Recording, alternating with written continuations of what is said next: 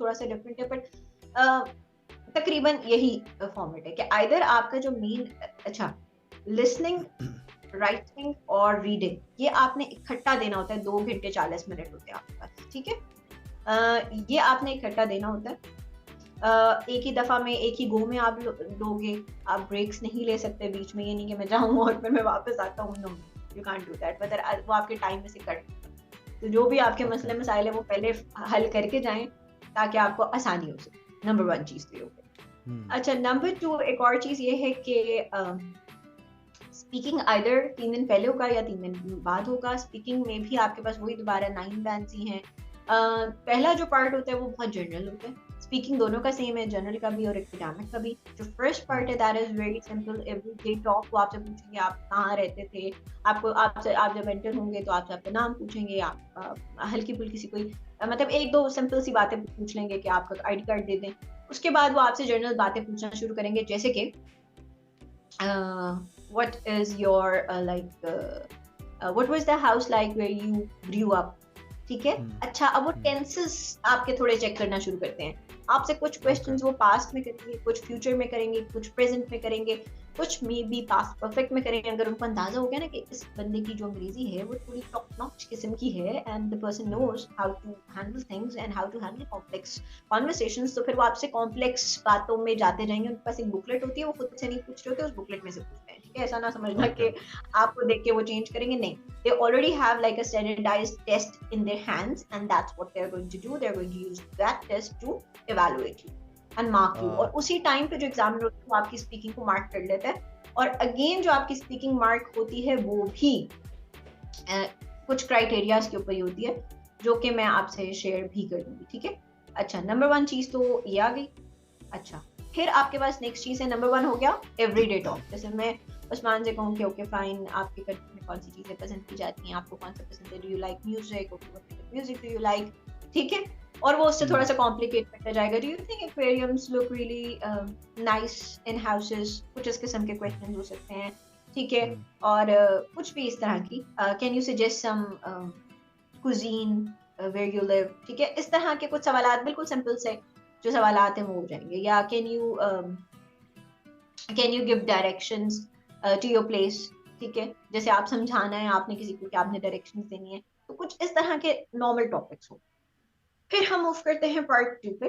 अच्छा, पार्ट 1 आपका बहुत फास्ट होता है, it's around like 5 to 6 minutes में ये सारे आपसे कोई 10-12 सवाल वो कर लेंगे, आपकी सारी अंग्रेजी को निकाल लेंगे आपके लिए, ठीक है। ओके। फिर आपके पास आता है पार्ट 2।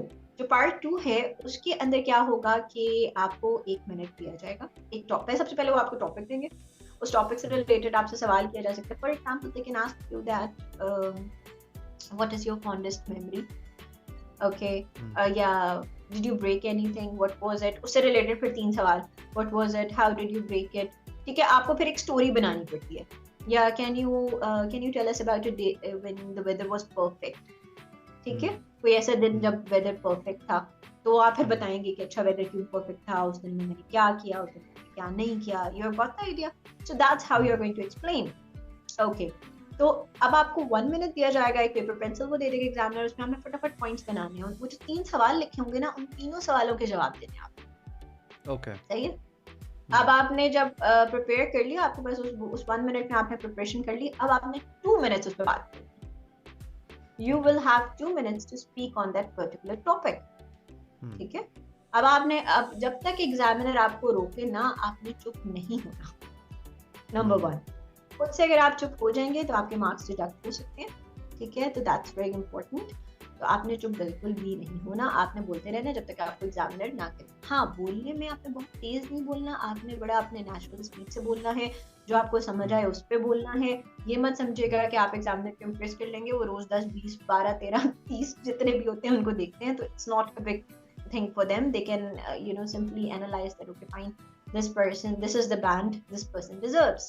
तो वो आराम से evaluate कर लेते हैं, उनके लिए कोई इतना मुश्किल नहीं होता। तो आपने बड़ा, जितना आप रिलैक्स होकर नेचुरल बोलेंगे, आप उतना अच्छा बैंक स्कोर कर सकते हैं, ठीक है। अच्छा, अगली चीज आ जाती है अब थर्ड वाला। जो थर्ड वाली कॉन्वर्सेशन है ना, अब थोड़ा सा ये जहन में रखो कि जैसा आपने लिखा था ना वो आइल्स के टास्क 2 के अंदर, टास्क 2 के अंदर आपने किस किस्म की चीजें लिखी थी Usman? I don't remember. Task 2 के अंदर नो सीरियसली जी किस तरह की चीजें लिखी? नहीं, टास्क 2 में, राइटिंग के टास्क 2 में आपने किस तरह की चीजें मेंशन की?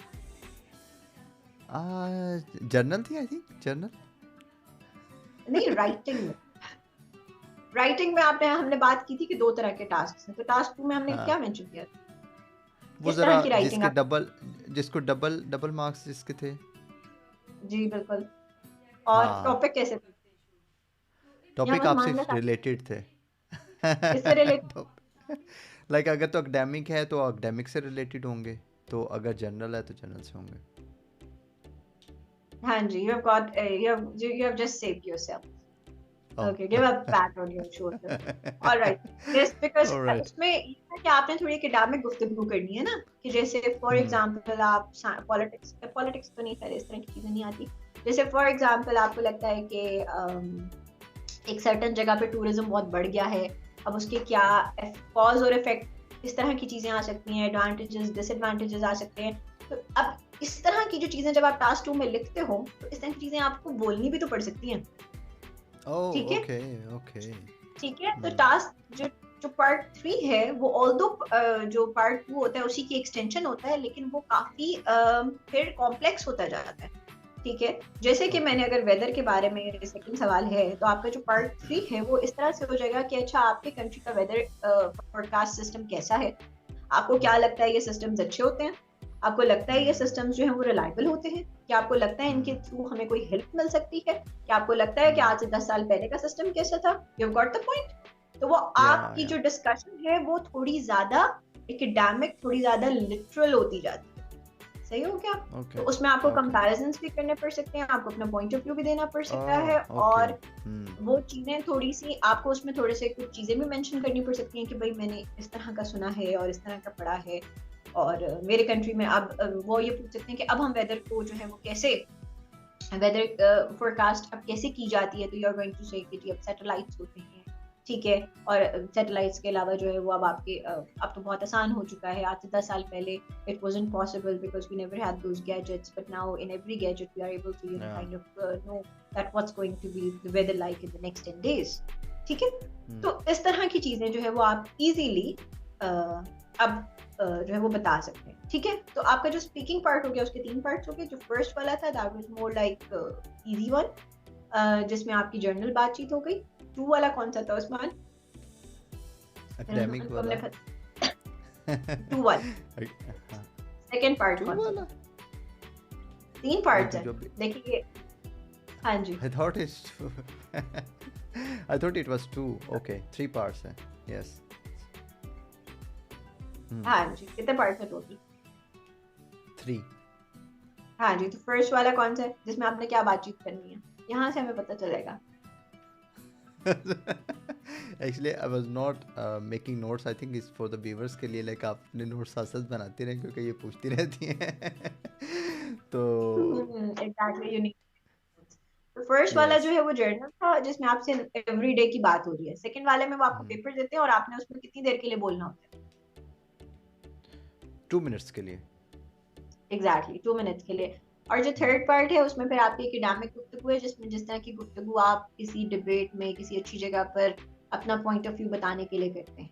और अगर आप उनसे नहीं एग्री करते तो आप कैसे बताओगे, अगर आप एग्री करते हो तो आप कैसे बताओगे। तो ये सारी चीजें जो है वो आपके स्पीकिंग पार्ट में आती हैं। और स्पीकिंग का जो टोटल टाइम है जो थर्ड वाला है वो भी तकरीबन 6 to 7 मिनट्स ही होगा, इससे ज्यादा नहीं होता। टोटल आपके जो है वो 11 to 14 मिनट्स के अंदर अंदर स्पीकिंग टेस्ट हो जाता है, और वो इसमें वो एनालाइज कर लेते हैं कि ये कहाँ पर स्टैंड करता है। इसमें आपकी फ्लुएंसी देखी जाती है कि आप कितने फ्लुएंट से मुराद है कि आप अटक तो नहीं रहे, जो बात बता रहे हैं। आप जरूर पॉज लें, लेकिन आप वो पॉज सेंटेंस के बीच में आए। For example if I am saying that okay this is my paper, तो मैं पेपर के बाद तो पॉज ले सकती हूँ, लेकिन अगर मैं कहूँ दिस इज माय, तो ये मेरी फ्लुएंसी फिर इसका मतलब ठीक नहीं है, because I am unable to say paper. ठीक है, तो आपने जो सेंटेंस को जो है वो स्टॉप करके पूरा कंप्लीट करके आप हल्का सा पॉज जरूर ले सकते हो और कह सकते हो कि give me a minute, I need to think about it a little. ठीक है, या on the top of my head I can say this, जो भी आपका आता है, जो भी सोच रहे हो वो भी बन गई। फिर आता है लेक्सिकल कोहेरेंस। कोहेरेंस ये है कि आप उसी क्वेश्चन से रिलेटेड आंसर दे रहे हो या नहीं। ये ना मैं जैसे मैं उस्मान से पूछ रही हूँ टास्क 1 का, तो मुझे टास्क 3 का आंसर दे रहे हैं, तो उनकी कोहेरेंस जो है वो जीरो हो गई। ठीक है, तो दैट्स आल्सो देयर। तो you need to be very careful about that what you are saying, और वही क्वेश्चन का वही उस क्वेश्चन के मुताबिक आंसर। अगर आपसे एक्वेरियम्स के बारे में पूछा जा रहा है तो आप एक्वेरियम्स के बारे में ही बताएं। ठीक है, ये ना हो कि आप कहें कि हाँ जी वो मैं जू में गया था और जू में बहुत सारे एनिमल्स थे, देन यू मतलब लूज कोहेरेंस। फिर लेक्सिकल रिसोर्स आता है। लेक्सिकल रिसोर्स का मतलब होता है वोकैबुलरी। आपकी वोकैबुलरी जो है वो एप्रोप्रिएट होनी चाहिए, जिस तरह का टॉपिक है वैसी ही वोकैबुलरी यूज करेंगे। अगर हॉलीडेज का टॉपिक है तो आप होटल्स, इस तरह की चीजें जो है वो उस तरह की वोकैबुलरी यूज करेंगे। ग्रामेटिकल रेंज एंड एक्यूरेसी, दोबारा इसका एक और क्राइटेरिया है। और फिर प्रोनाउंसिएशन। प्रोनाउंसिएशन का मतलब ये नहीं है that you have to talk like British और American. No, you don't have to talk like British or Americans. You have to talk clearly, and whatever you say, it must be easy to follow. Pronunciation का मतलब है कि जो आप बोलें वो बहुत क्लियर हो और वो अगला बंदा समझ सके और उसको फॉलो कर सके। So that's also very important. ठीक है, तो स्पीकिंग का ये हो गया। एक और पॉइंट मेरे माइंड में आया था लेकिन अब मेरे माइंड से निकल गया। लेकिन खैर स्पीकिंग में जो है वो ये सारी चीजें हैं।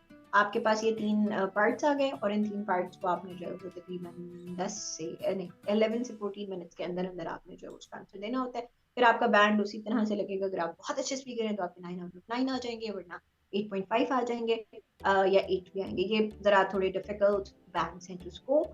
फिर आपके पास 7.5 आता है, that means you are a good user, वो भी अच्छा बैंड है। 6 और 5 जो है वो थोड़ा सा ऑन द लोअर साइड आ जाते हैं। वो खैर मैं उसकी बहुत डिटेल में नहीं चाहती कि C1 क्या है, C2 क्या है, ये फिर आपके लिए थोड़ा सा मुश्किल हो जाएगा। ठीक है, तो दैट्स फॉर राइट नाउ।